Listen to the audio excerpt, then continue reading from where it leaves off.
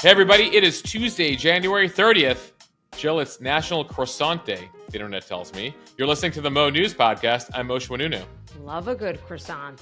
I am Jill Wagner. This is the place where we bring you just the facts. I think the French call it croissant. Croissant. This is the place where we read all the news, attempt French pronunciations, and read between the lines so you don't have to. No, I don't even attempt the French pronunciation. I'm just going with the American. Le croissant. Anyway, happy Croissant Day here in America. Apparently Burger King, some other restaurants have like deals going for Croissant Day. So if you're a croissant fan, which by the way, I learned we did a baking class in Paris a couple years ago, it requires a lot of butter to make a croissant. That's why they taste so good. I was going to say, is that surprising? They're the most delicious bread. They're delicious, but when you'll have. But if you ever go to a Parisian baking class, which I recommend, if you ever go to Paris, if you ever go to France, like take a baking class and like do a proper thing there. It's a lot of fun. The teachers are like, you know, you'll find like these very French teachers, etc. I knew butter would be involved. I think I was just shocked at the amount of butter that is required to make a proper, flaky, soft French croissant. Note to self, cut down on croissants. Got it. But treat yourself because it's National Croissant Day. Speaking of special days, Jill, I know you had a fun day at your daughter's kindergarten yesterday. I did. So I went to my daughter's school on Monday to talk to her class about my job being a journalist. I made a mock newscast and showed some clips from our podcast, and then I was able to interview some of the kids. I was trying to think what would be a fun, interactive thing to do as a news reporter or as a journalist. Like doctors go in and they bring the stethoscope, so I was trying to think what could I do that would resonate with 5 and 6-year-olds. I have to say it was a ton of fun. They had great questions. Okay, with that, let's get to the headlines here. The Biden administration weighing its response to Iran after 3 U.S. troops were killed in Jordan. More details about how many UN staff members were allegedly involved in Hamas's attack on October 7th as more countries pause funding for the agency. And it is looking like Hamas will reject that new deal we mentioned yesterday that would pause fighting for at least 2 months in exchange for the release of all of the remaining hostages. Back here in the United States, a judge denying Alec Murdaugh a new trial based on allegations of jury tampering. Hate crimes in school. There is a new federal report that shows the numbers are growing. An ex-IRS contractor who leaked Donald Trump's tax records sentenced to years behind bars. In tech news, Microsoft says that it closed a loophole in its AI image generator that could create explicit images of celebrities like Taylor Swift. And in royal news, King Charles and Princess Kate are both out of the hospital after having separate procedures, and a new list on the best and worst states to be single in. A clue here, it turns out that the happiest place on earth is also a pretty good place to be if you're single. Plus, Moshe has on this day in history. Jill, we take you back to San Francisco in the 1800s. On this day, it got its name. Okay, let's start in the Middle East, where the White House says President Biden is working through military response options after he vowed to retaliate for the drone attack that killed 3 Army Reserve soldiers on Sunday. The U.S. says the troops were killed by, quote, radical, Iran-backed militant groups operating in Syria and Iraq. And an investigation has now been launched into the incident. The 3 Americans that were killed were the first known American military fatalities from hostile fire since Iran-backed groups started attacks in the fall as Israel invaded Gaza. Beyond the 3 that were killed, at least 40 troops were injured as well at the base in northeastern Jordan.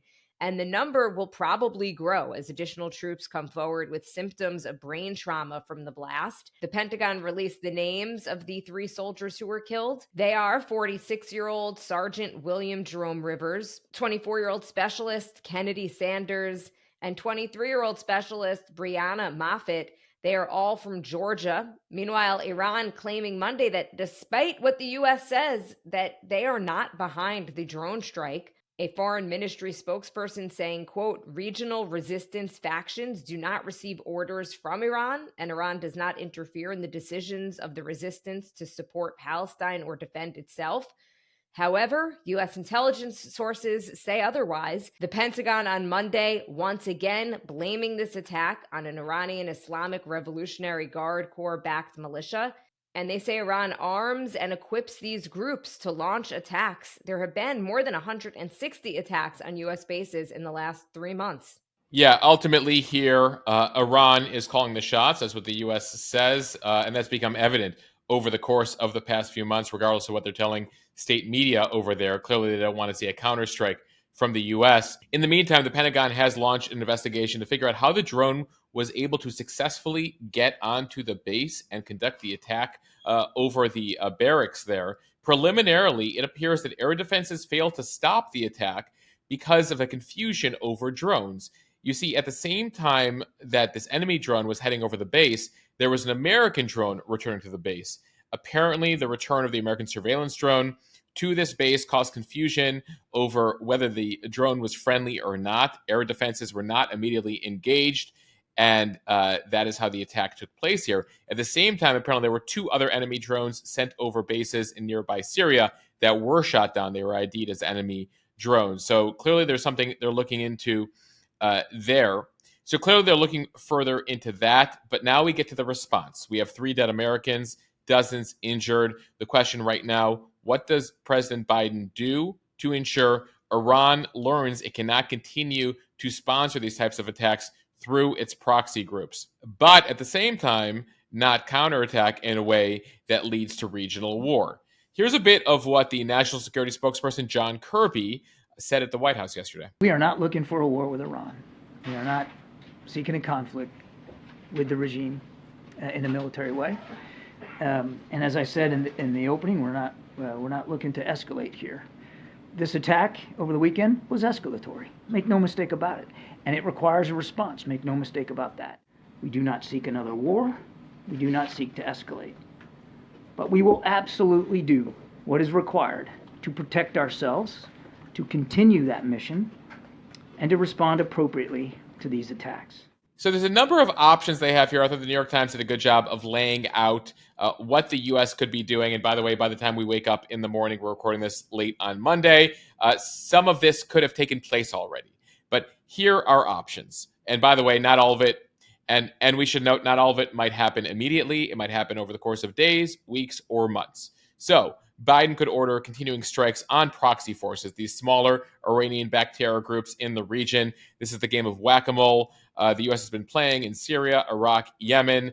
It has put a small dent in some of these groups, but clearly has failed to deter them, given that the attacks continue. Another option for President Biden, he could go after Iranian suppliers of drones and missiles, perhaps inside Iranian territory. Now, that poses a higher risk. That could cross a red line here for Iran if the U.S. strikes inside Iran. But keep in mind here, 3 Americans are dead, and Biden wants to send a message. He also, as part of this, whether in the region, inside Iran, out at sea, could target members of the Islamic Revolutionary Guard Corps. This is the elite fighting force of the Iranians that's involved in its various attacks across the region. Many of them are based in Syria and Iraq. Depending, though, on who they target there, remember, Trump took out Soleimani, the leader there, and there was no real counter from Iran there.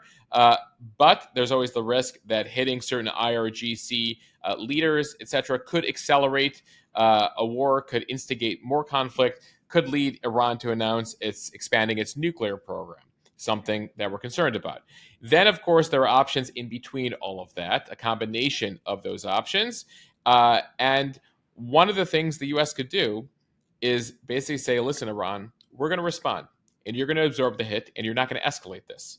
But you understand what you've done here, and you understand that we have to counterattack, and they could send that message through. That appears to be sort of what happened with Trump and Iran in 2020 with the killing of Soleimani, because, again, there was no real response from the Iranians. They sort of just lobbed some missiles at a base and didn't end up killing any Americans in response to this guy who was considered basically a elite, highly esteemed military leader, at least among the Islamic regime there. So we sit here. Biden has to respond for both domestic reasons and foreign reasons, but doesn't want to cause an all-out war in the Middle East. This will have to be calibrated in a way to send a message to Iran without tripping a wire here. that Iran, you've been messing around for a while now, dozens of these attacks. Killing American soldiers is unacceptable, is at another level. We need to figure out, as the U.S., how to deter this, because until now, it appears the military strategy has not been effective in getting Iran to stop here. Early on, of course, the U.S. sent a bunch of major ships out there to prevent Hezbollah from getting involved in the war with Israel. That part appeared to be successful. Remember, Hezbollah also armed and sponsored by the Iranians. But now with the killing of three American reservists from Georgia, ultimately Biden will have to calibrate a response here that somehow falls into the middle. It's sort of, Jill, to put it in economic terms, we talked about a soft landing for the Fed, right? They have to figure out how to bring down inflation without taking us into recession. Here, Biden has to figure out how to respond effectively without putting us into all-out war. Yes, a different kind of soft landing. So a soft war. Get us out of this without causing World War III. I am just curious, is there any way in which this attack was actually done without Iran knowing? I don't know the communication patterns between, these smaller groups across Iraq and Syria and Iranian command. That said, Jill, the IRGC is so embedded everywhere.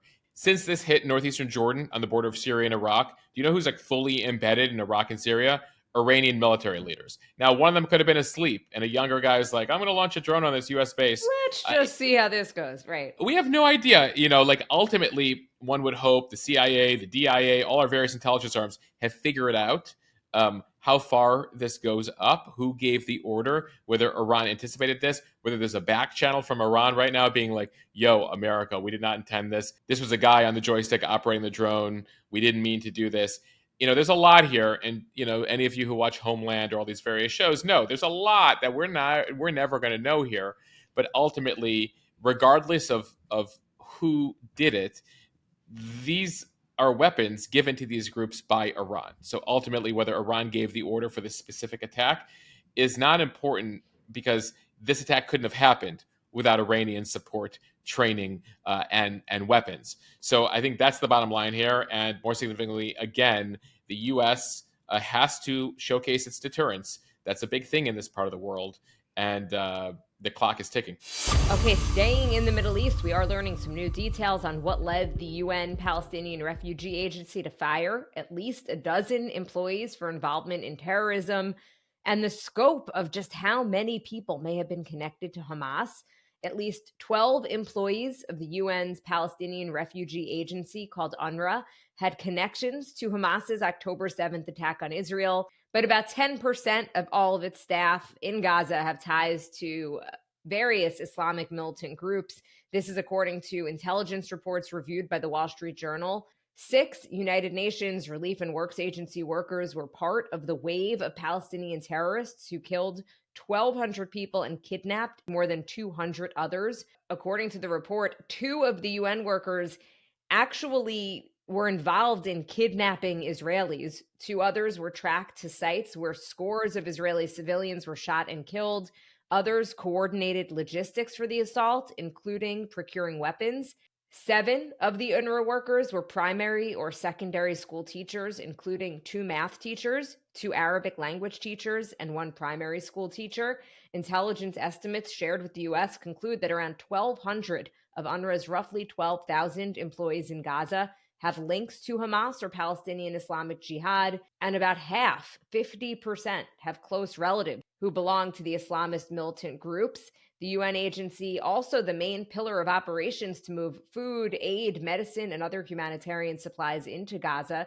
The information in the intelligence reports, based on cell phone tracking data, interrogations of captured Hamas fighters, and documents recovered from dead militants, were part of a briefing given by Israel to U.S. officials that led Washington and others to suspend aid to UNRWA. Yes, this is an Israeli intel report with a lot of corroborated information, so much corroborated information that it has now led 15 countries, at least as of this taping, to cut or suspend funding to UNRWA right now. The U.S., as you mentioned, UK, a dozen other countries, Japan, Romania, Italy, Germany, Finland, Switzerland, who are all like, we're pausing this until you guys figure out at the UN what is going on with your employees.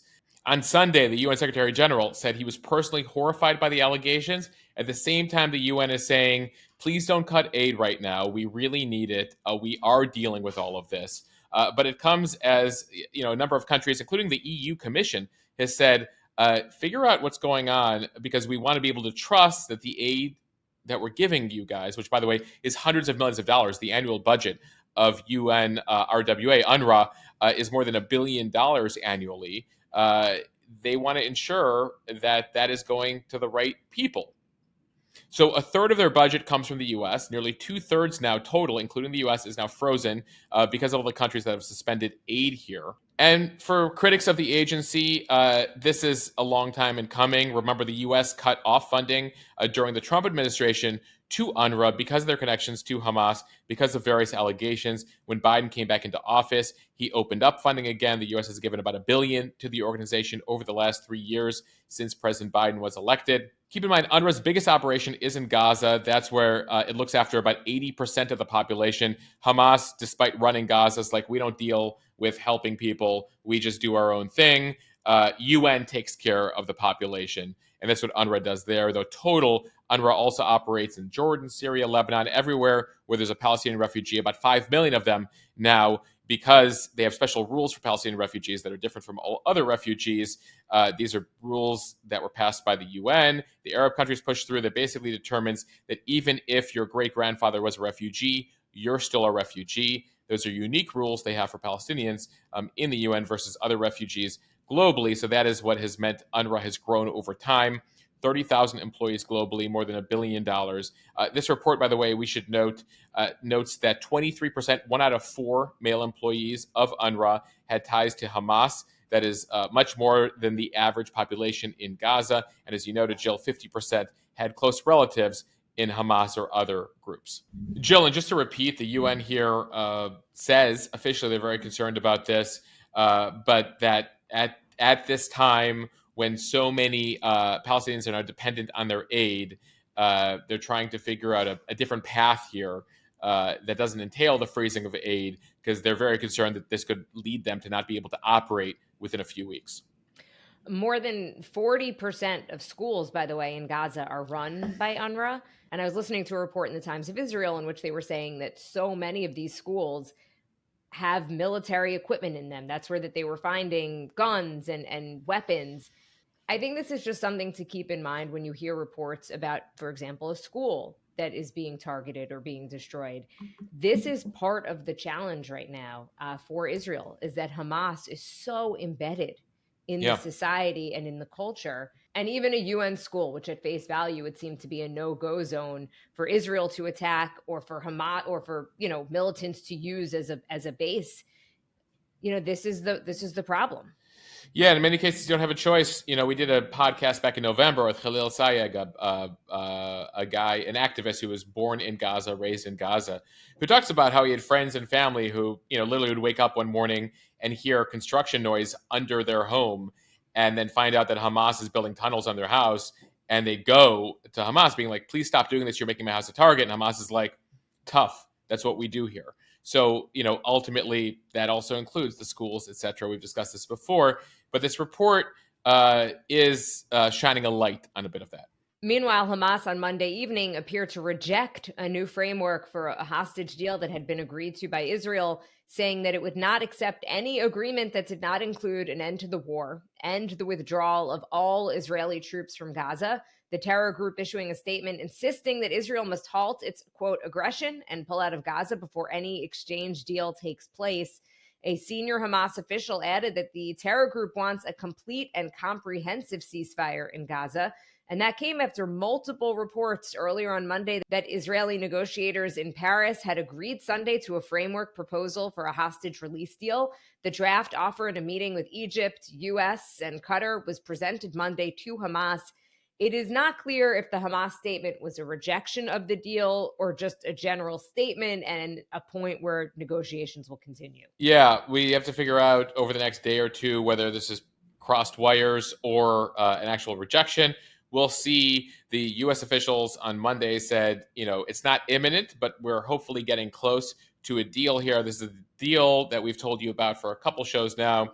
30 to 60 days, probably more like 60 days, that would eventually see all Israeli hostages released, starting with women, children, the elderly, and the sick. then phased pauses in the war against Hamas as this process plays out in exchange for more humanitarian aid, and then potentially thousands of Palestinians currently being held in Israeli prisons. Time now for the speed read from NBC News. A judge Monday denied convicted murderer Alec Murdaugh of a new trial. It followed a day-long evidentiary hearing that centered on allegations that a court clerk had tampered with the jury and tainted the process.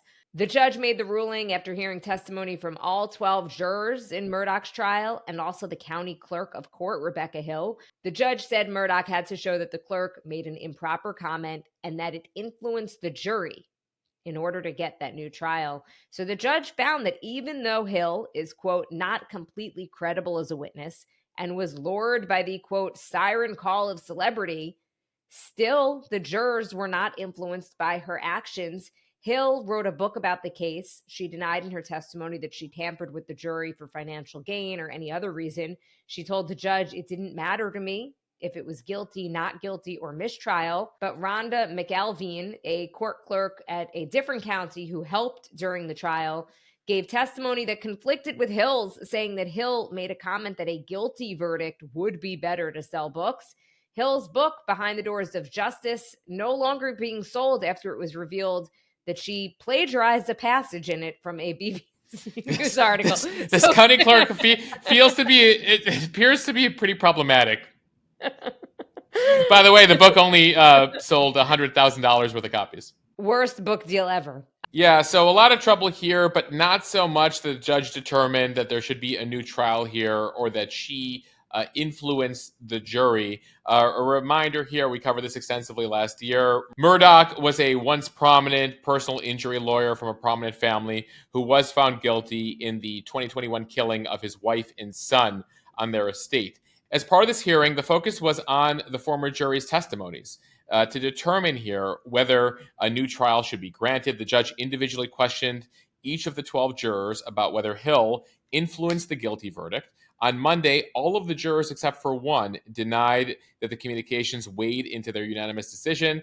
That one other juror, referred to as Juror Z, initially said in an affidavit in August that Hill told the jury not to be fooled by Murdaugh, which that juror understood to mean that Murdaugh would lie when he testified. But ultimately, the juror in the most recent round said that they had questions about Murdaugh's guilt, but voted guilty because of pressure from other jurors. Nothing to do with what the clerk told them. So the judge here ultimately deciding, again, not worthy of a new trial. Regardless of what happens here, by the way, he would remain in prison. He was sentenced to 27 years after pleading guilty to 22 counts of financial crimes against his clients. That time runs concurrently with the murder sentencing. So even if they had a new trial, and even if he was found not guilty, he's still in prison for a couple days. From CNN, in its first of its kind report released Monday, the Department of Justice found hate crimes at schools have steadily risen from 2018.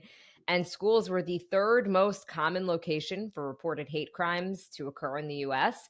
About 1,300 hate crimes were reported in elementary schools, secondary schools, and colleges in 2022. That is up from 700 in 2018, an increase of about 90%.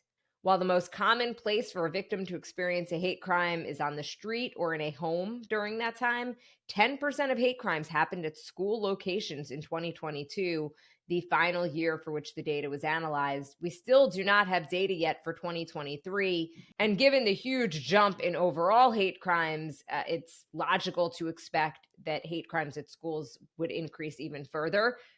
So the largest number of alleged offenses were being motivated by anti-Black bias, with about 1,700 reported hate crime offenses involving this bias type during the observed 5 years, followed by anti-Jewish offenses, about 750 incidents, and then anti-lesbian, gay, bisexual, or transgender, with about 350 offenses. The FBI saying that the most frequently reported offenses were intimidation, destruction, damage, or vandalism, and simple assault. So this is the first time the FBI and the Department of Justice are putting out a comprehensive look at hate crime at school. It was created with data from their national incident reporting system that was implemented just a couple of years ago here. And so it's not clear yet whether they're going to be putting out more of these reports, they say. We will certainly be on the lookout for it and see if there's more comprehensive data that comes out, as you noted, Jill, from last year. But certainly concerning to see this rise among kids. Yeah, Moshe, this really caught my eye because number one, schools should be safe places for students. The last place, in fact, that they should be victims of any type of hate crime or bullying. Any crime. Yeah.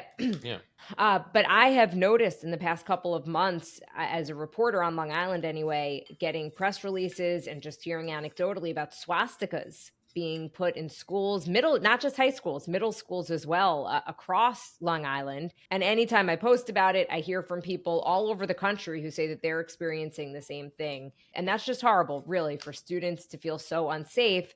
And just this idea that kids are now perpetrating these hate crimes. Like, where are they learning this from? Social media. Right. But now the question, what to do about it? That's the bigger issue, unfortunately. Education. More education at schools. Okay, from NBC News, the former IRS contractor who leaked the tax records of former President Trump to the New York Times, as well as the tax records of billionaires like Jeff Bezos and Elon Musk to another media outlet, sentenced Monday to 5 years in prison. Charles Littlejohn pleaded guilty in October, and prosecutors sought the statutory maximum of 5 years in federal prison, saying that he abused his position by unlawfully disclosing thousands of Americans' federal tax returns and other private financial information to multiple news organizations. Prosecutors say that he weaponized his access to unmasked taxpayer data to further his own personal political agenda, believing that he was above the law. The judge comparing his actions to other recent attacks and threats against elected officials, as well as to the January 6th defendants that she has recently sentenced. She describes his actions as a deliberate, complex, multi-year criminal scheme, but said she believed that he, quote, sincerely felt a moral imperative to act as he did. Yeah, so the attorney for Littlejohn, by the way, can we just note the name here, Littlejohn? Littlejohn, last name, one word, argued that he had committed the offense out of a deep moral belief that the American people had a right to know the information of how all these rich people were able to use various loopholes to get around paying the full tax amount. He ended up disclosing the tax returns of 7,600 individuals, 600 entities, a whole bunch of people. You mentioned a couple of them, Bill Gates, a lot of rich people, a lot of Republicans, and he addressed the court. By the way, he's 38 years old. He'll be serving 5 years in prison, saying he acted out of a sincere but, quote, misguided belief that he was serving the public here. Apparently, he figured out a way to get the information out of the IRS because the IRS blocks mass downloads, but he outfitted an old iPod as a hard drive and was able to take people's tax records out individually using an iPod. I have a bunch of iPods sitting around. I didn't know that you could still use them for things. So that's what Littlejohn did. Littlejohn's headed to prison here. Littlejohn, one word. It's not like the rapper Littlejohn. Right. His full name is Charles Littlejohn, and ultimately here they're trying to send a message to people in the IRS that leave your political opinions aside. We don't need people thinking that their private financial information, no matter how powerful, no matter how rich, will be able to get out to the public. All right, from The Verge and 404 Media, Microsoft closed the loophole in its AI image generator that could create explicit images of celebrities like Taylor Swift. It comes after graphic AI-generated images of Swift became a trending topic on X. 404 Media reported on people creating and trading similar pictures created using Microsoft's Designer AI image generator. By altering prompts, they were able to get around simple name blocks. Microsoft CEO Satya Nadella said last week that guardrails are, quote, our responsibility. 404 Media reports that they have now closed the loopholes in the app that allows users to create deep fake images of celebs. Yeah, if you ever messed around on these AI generators, you could literally just type in someone's name, say, put them here, have them do this, have them look this way.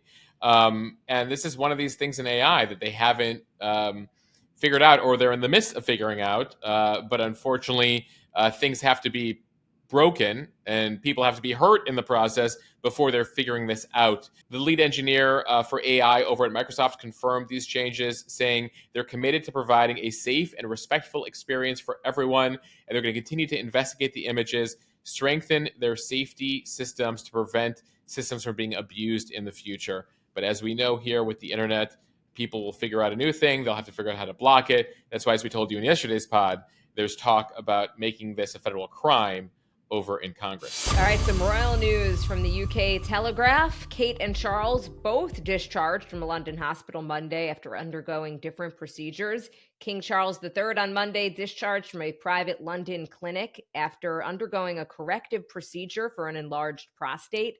The 75-year-old monarch was admitted to the London clinic where the Princess of Wales, his daughter-in-law, also recently had abdominal surgery. Charles was diagnosed with the benign condition on January 17th after he experienced undisclosed symptoms. The king decided to announce the surgery in advance in an effort to encourage other men to have their prostates checked in line with public health advice. Quite the coordination here between Charles and his daughter-in-law. They announced, that each of them were having very different procedures on the same day. They exit on the same day. Quite the coordination from Buckingham Palace here. He's been very open about what he had. The Princess of Wales, we haven't learned as much. We know that she's been in the hospital for a couple of weeks. They have said it was abdominal surgery. They haven't gone into detail besides to say that it wasn't cancerous. But they said she's making good progress, but she will not be doing any major public engagements until after Easter. And finally, from Wallet Hub, single and ready to mingle? Well, a new analysis says some states are better suited for those looking for love. As Valentine's Day is quickly approaching, Wallet Hub has released its ranking of 2024's best and worst states for singles. The analysis considered 29 factors of dating friendliness, things like the number of single adults, the male to female ratio, average cost to go out, and nearby attractions. And with that, found Florida to be the most single-friendly state. The Sunshine State stood apart for having the most theme parks, restaurants, and music festivals of any state per capita. According to the study, people in Florida often search Google for the names of top dating websites like Tinder, Match.com, and eHarmony. This also includes searching general terms like dating and online dating. I love that theme parks is a item here. So you really need to be into Disney and Busch Gardens. If you're not, I don't know, does Florida still top the list for you as a single? I thought the same because for me, the amount of theme parks. Have you ever gone on a date to? Listen, I'm not dismissing going on a date to a theme park. I just find it interesting that they included that as that Wallet Hub here made that part of their calculation for most single-friendly places. It almost feels like it should be a factor for not being single friendly. Like that's where families would go. Families go. Yeah. I mean, we should do the Mo News single friendly state by state chart, Jill. We'll get working on that. Okay. The worst, by the way, West Virginia, which ranked low when it came to online dating opportunities and household income. Now back to the top states after Florida. Next on the list is Texas, thanks to its huge population. About 30 million people call the state home. Yeah, Texas also scored high points for its employment growth, the good economy. Plus, again, they look at Texas residents' search history, willingness to date online, looking for dating. And of course, Jill, I'm going to go there. Everything is bigger in Texas. That's what she said. Oh, that was second. California is third for singles here. It's obviously the most populous state in the country. It has a lot of attractions. It has Disneyland, Jill, so that's a big deal for Wallet Hub here in terms of single-friendly places. All right, so you have Florida, Texas, California, and then fourth place, New York, followed by, this is the rest of the top 10 here. New York is 4, Pennsylvania, Illinois, Wisconsin, Ohio, Virginia, and New Jersey is your top 10. Worst states to be single, you already said West Virginia. The worst, according to the study, also in the bottom 5, Kentucky, Alaska, Arkansas, and North Dakota, based on their numbers. We'll include the link for everyone to take a look at in the show notes here. We'll also have it in today's newsletter. But I feel like they come out with these studies all the time. Best cities, worst cities. Everyone uses different data. Feel free to agree or disagree or take issue with our analysis. But there you have it. Florida is the best place to meet a Florida man, Joel. All right, now time for On This Day in History. We begin in 1847. On the day San Francisco got its name, it was a small town on a peninsula. It was actually called Yerba Buena until 1847, meaning the good herb, which is actually kind of interesting, Jill, given how it became synonymous with marijuana and weed years later. San Francisco literally was once known as the good herb. By the way, I like the original name. I feel like they should have kept it.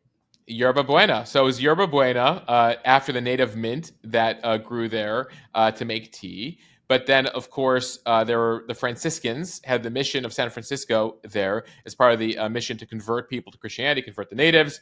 They changed the name of the bay, one of the bays there, to San Francisco. And so then basically the city then took on the name of the bay. All right, we move now to the 20th century. On this day in 1948, Indian leader Mahatma Gandhi, considered the father of the modern country and known for his nonviolent protest, was assassinated on this day by a Hindu extremist who objected to his tolerance of Muslims. Also on this day in history, Ireland's Bloody Sunday took place in Derry in Northern Ireland. That's when British paratroopers opened fire on Roman Catholic civil rights supporters, killing 13, injuring 15 others. It's considered one of the darkest days of what was called the Troubles in Northern Ireland, the Protestant-Catholic conflict that lasted for several decades there, cost the lives of more than 3,500 people. Of course, many people may have heard the U2 song, Bloody Sunday. Of course, many people might be familiar with the U2 song, Sunday, Bloody Sunday. All right, to slightly lighter news here. On this date in 1969, the Beatles staged an impromptu concert atop Apple headquarters, their label, in London. It would be their last public performance.